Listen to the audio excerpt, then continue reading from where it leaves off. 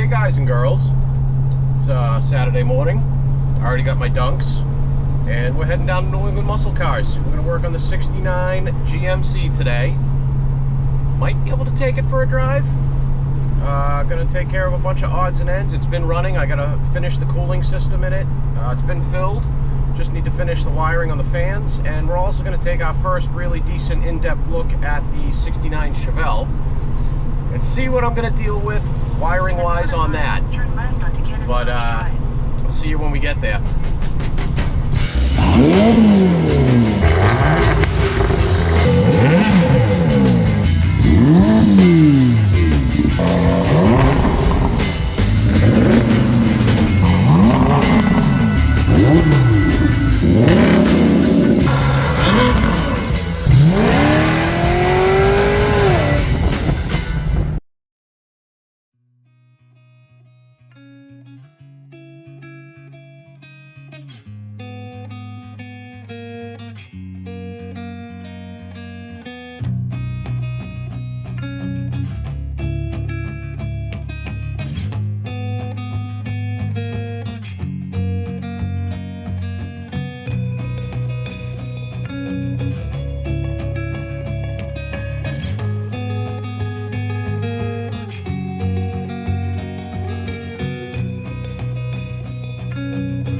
She looks good with the hood on. That front end. That's a truck, baby. See if we got anything done in the interior. Oops, seat belts are in. Oh, speaker wires are run so I can run the radio today. Ooh, new steering wheel's on. Let's go look. That ugly original wooden temporary steering wheel's no longer there. Ooh, I like that. Went with a little bit more red because we didn't have enough. But should start right up. Let's see.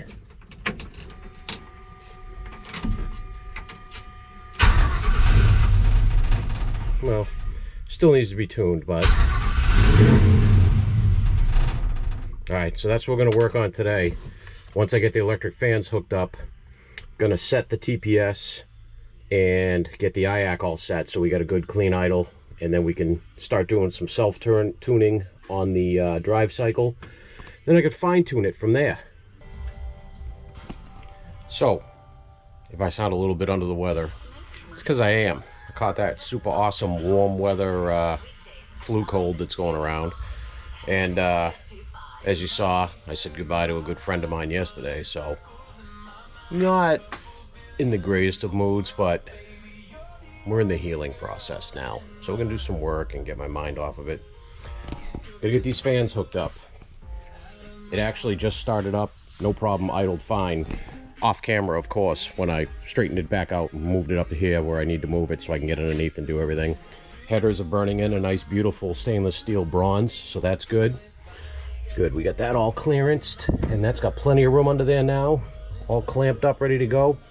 They said they filled it with coolant. They got the trans fluid filled.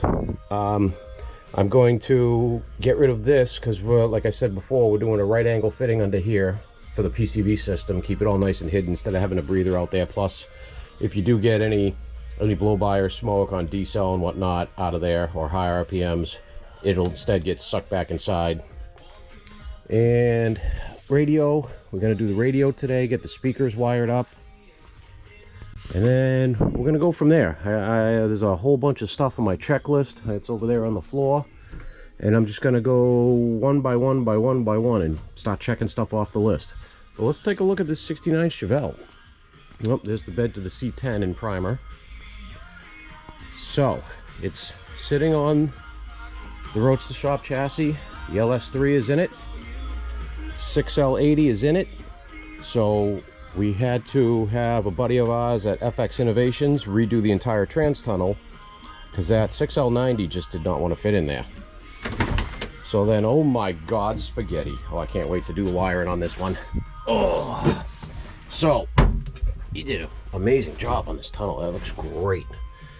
So this is getting Dakota digital gauges, Vintage Air AC. Oh, I got an MSD in here too. Okay, cool. Unfortunately, we won't be using any of that because we're using the factory GM computer for the LS3 and the 6L80. So a crap ton of this wiring is going to be eliminated because we won't need any of the gauge wiring and any of the it had a factory HVAC system in it, so we won't need any of that wiring either because everything is self-contained within those two systems.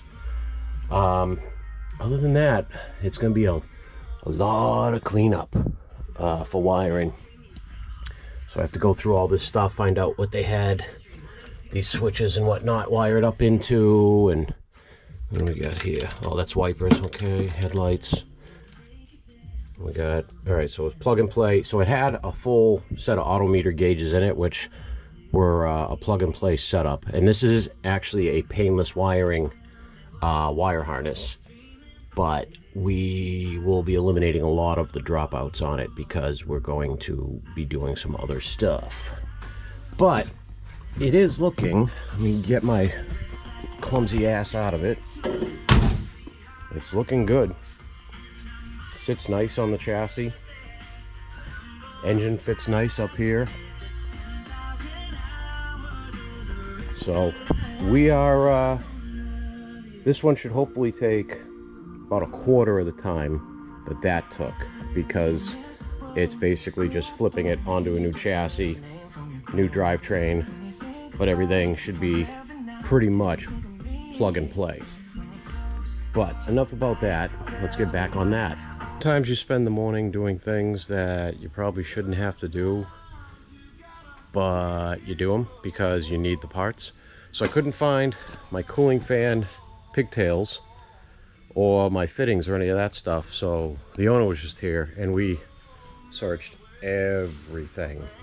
And we're about to give up and just go and see if AutoZone or Napa or something had it, and then I found them sitting right up on top there. So we didn't need to look at all that. Figured now that I got it up in the air so I can run my cooling fan wires, we take a look underneath now that the exhaust is done. Super clean still. So the exhaust, we had Loose Custom and Stoughton do it. It's a little bit of a challenge for them. Like this part pretty much straightforward, but this second cross member makes it a pain in the butt. He really wanted to blow holes through here and just run them straight back, which we told him we didn't have a problem with, but he had ended up already doing it this way because he didn't want to cut holes in the frame. Well, the cross member, obviously. Not a big deal. But it came out good. It's tucked up still nice and high, even though it's below that cross member. It's got Flowmaster 2 chambers on it. And then we just brought it up over the axle and dumped it at the back of each rear quarter. And it actually sounds really, really good. So I am now going to, it looks like everything got wrapped up and tied up under here and everything's good to go. So I'm just going to grab my fan connectors that are up in here and hook those up and run my wire up to that existing wire that I already had up there off of the relay, and actually do my ground side of these fan wires to the frame down here somewhere, and we will I think be ready to pull it outside, let it fully warm up, get the temp above 160, make sure the fans kick on, then start dialing in the idle tune and IAC on the Terminator X. Okay, cooling fans are wired. So I'm going to move the Trans Am out of the shop, back this out, pull the Trans Am in, let this warm up a little bit, make sure everything functions and comes on, and check some fluid levels.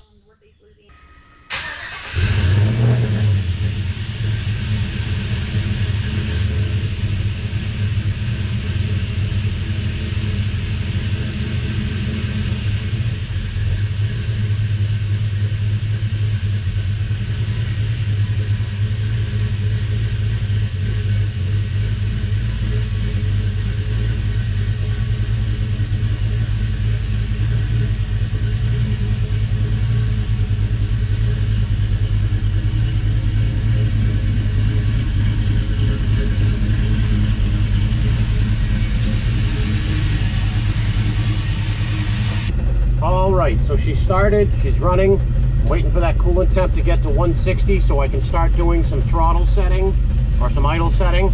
I've already put the AC on to make sure my fans come on, and they do come on. I have to check what I have my parameters set on, but that telltale will come on when the cooling fans do come on. Other than that, once we hit 160, I can set this. As you can see right now, my IAC is at 0. I want that to be between 2 to 8%, 2 to 10%, somewhere around there. Can't really see that, can you? There you go. And TPS to be at 0 all the time. So we're gonna do that, set that, and then I should be good for getting some little fine tuning done. Surprise, we're not in the truck. Truck is back there. I realized, so I have to put a second fan relay in. Those two fans draw too many amps and it's getting that relay too hot. So we're gonna put a second relay in. I'm also gonna put a relay in for my ignition power for my alternator. I believe it's giving me some dirty feedback that's playing around with the IAC. We had to do some quick maintenance modifications to the Trans Am. So we were having an issue with this thing in traffic, was just getting too hot. Driving was fine. Obviously it's an airflow issue, so we swapped from the two smaller fans to one big fan for the radiator.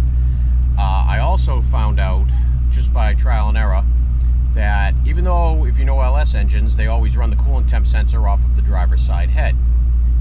For some reason, the driver's side head on this one, I believe it is the coolant flow direction is why it's doing it through the engine, but the driver's side head was about 10 degrees hotter than the passenger side port that's at the rear, because you know the heads are symmetrical and they just swap side to side. So swapping that sensor side to side, the not the sensor but the connector, because I have a sensor on each head, dropped it the 10 degrees over temperature that we're seeing. And as you can see right now, I've got the fans set to come on at 200. They're on, and the temperature goes right down to 195 where it should now. That's where I have them set to turn off. And same thing reading right here. So it's a weird gauge. It's 100 to 260 instead of 100 to 300. So 180's in the middle instead of 200. But right where the needle is right now is 199, 200, which is right where it should be. That gauge was getting way up there for some reason. Don't know why, but it seems to be good now. So I'm gonna go take this thing for a quick test drive, and then we're gonna pull the GMC back in and put in those relays and get that thing all straightened out. Unfortunately, I wanted to get this to the point where I could drive it today, but I've got to get this completed. Cooling system wise, we're good. I've got to put this fuel sender in now. So this is a 10 to 180 ohm sender, universal, which is made by Dakota Digital. We don't know which kind is in here yet. I've got to pull it out. I don't think it's reading correctly. Let me turn this down here. I already looked on here.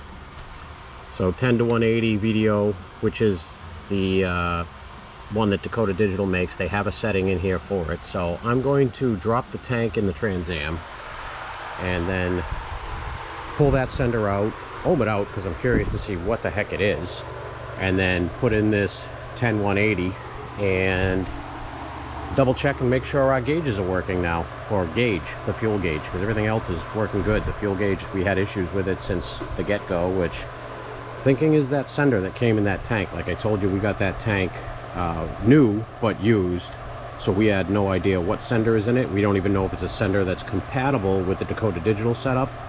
So we're gonna pull that now and figure that out. Oh man, does she look good.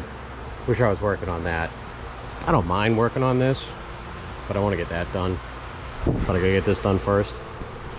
So let me tell you what I found with the fuel sender. So as it turns out, this is the one that came out of it.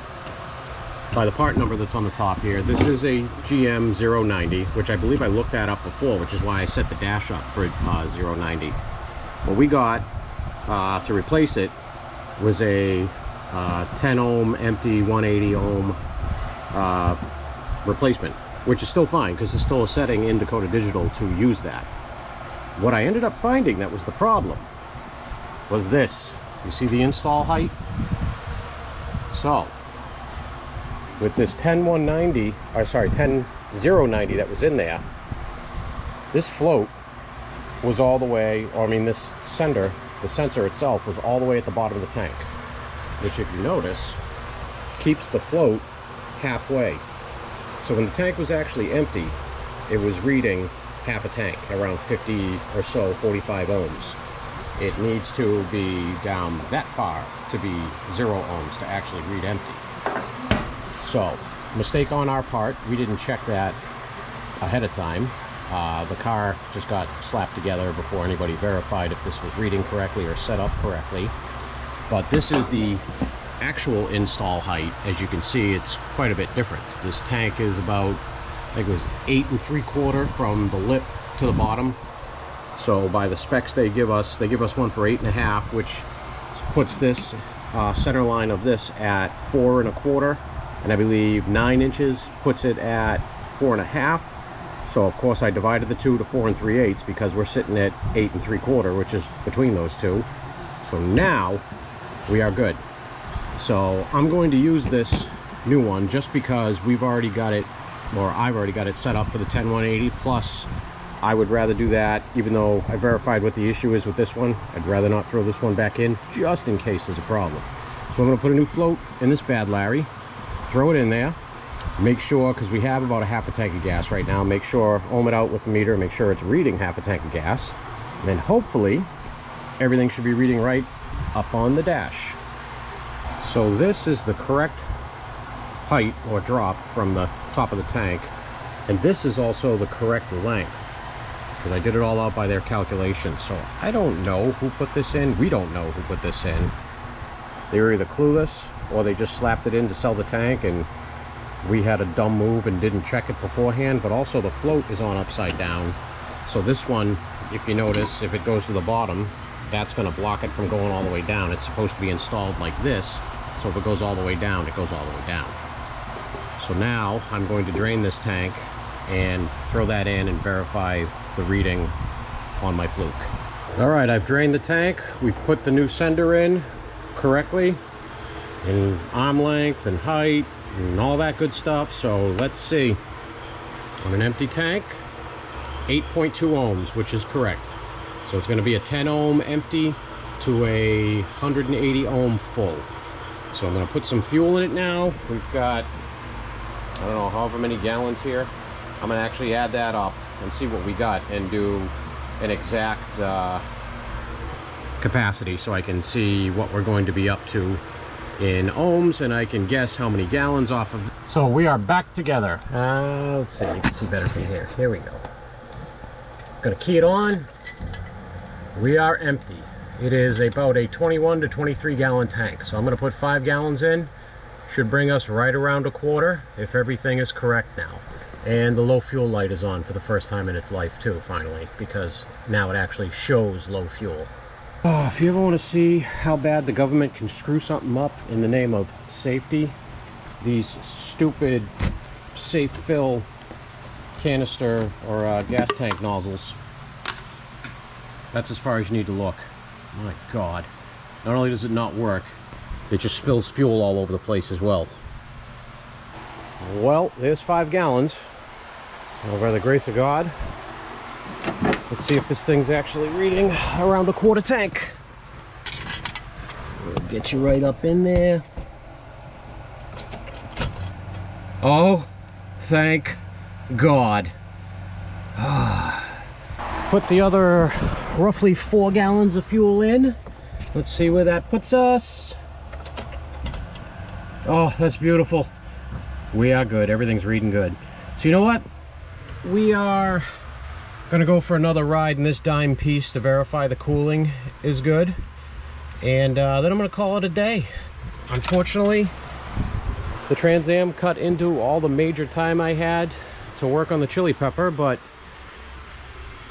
we are close. I have figured out some other stuff I need to take care of, and we have until September, second week in September, I think, to completely wrap this thing up, which should not be a problem. There is not much left to do on it. And then we got that thing. Hey, so we're going to cap off what was supposed to be an easier day, and didn't turn out that way, with a little post-work test drive to make sure this thing's good to go. So we're going, what are we at? We're at 137 right now. So we're gonna go take it for a little drive.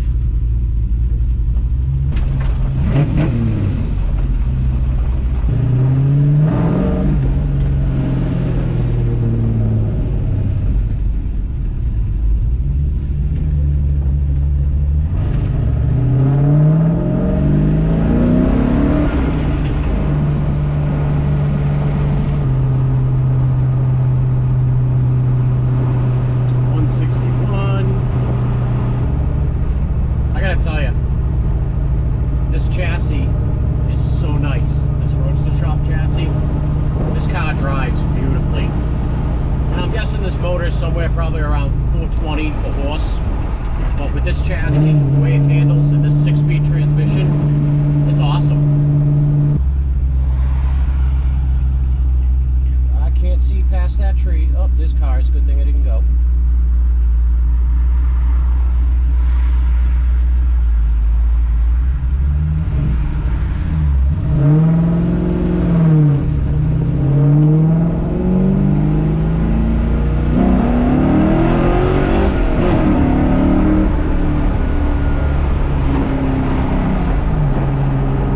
Moves. 189.